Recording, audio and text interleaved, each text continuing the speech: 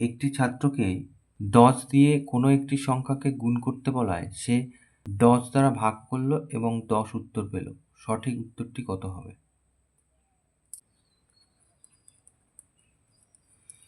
এখানে 10 দিয়ে ভাগ করেছে সে, সেক্ষেত্রে উত্তর পেয়েছে 10।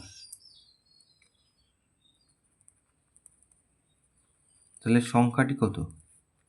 সংখ্যাটি হচ্ছে 10 গুণ 10, 10 10কে 100, 100কে 10 দিয়ে ভাগ করলে সে 10 পাবে।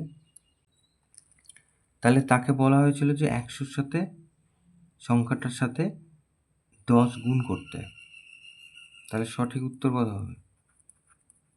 তাহলে সঠিক উত্তরটি 10 গুণ 100, তার মানে 1000। তাহলে এটা উত্তর। খুব সোজা অঙ্ক ছিল।